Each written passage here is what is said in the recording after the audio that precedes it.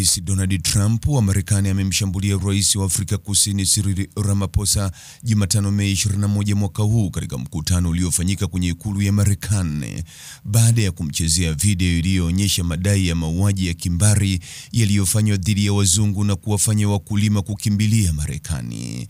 Mkutano huo ambao awali ulilenga kuangazia biashara na mahusiano baina ya nchi hizo mbili ulihamia kwenye mjadala kuhusu jinsi wanavyotendewa wazungu walio wachache nchini humo baada ya mwandishi wa habari kuuliza ni nini kingemshawishi Trump kwamba hakuna mauaji ya kimbari ya wazungu nchini Afrika Kusini.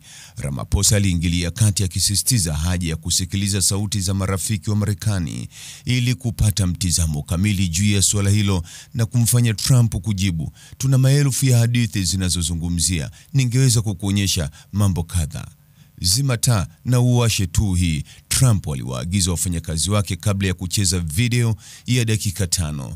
Kanda hizo zilijumuisha sehemu za upinzani wa Afrika Kusini wakitoa matamshi ya uchochezi pamoja na picha zinazodaiwa kuonyesha makaburi ya wakulima wa kizungu.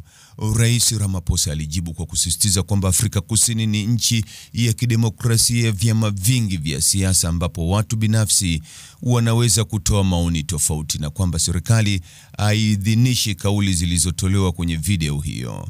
Alibainisha kuwa uhalifu nchini Afrika Kusini unaathiri jamii zote na haulengi ubaguzi wa rangi.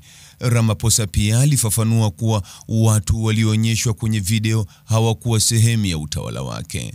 Una mamia ya watu, maelfu ya watu wanaojaribu kuja nchini kwa sababu wanahisi watauawa na ardhi yao itachukuliwa.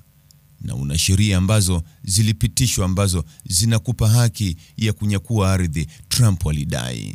Mvutano kati ya Washington na Pretoria umeongezeka tangu Trump arejee ofisini mnamo mwezi Januari mwaka huu. Utawala wa Marekani umeishtumu Afrika Kusini kwa kukandamiza haki za Waafrika wachache wa Kiafrika kupitia sera mpya za ardhi. Pretoria imetetea hatua hizo ikisema zimeundwa kushughulikia usawa wa rangi wa muda mrefu katika umiliki wa ardhi. Trump ameahidi kuharakisha uraia wa Waafrikana akidai kuwa ni waasiriwa wa mauaji ya halaiki. Mtazamaji, ni yapi maoni yako kuhusiana na taarifa hii? Andika maoni yako katika sehemu ya ujumbe hapo chini. Like na subscribe pia ili uwe wa kwanza kupata habari wa chungu tele.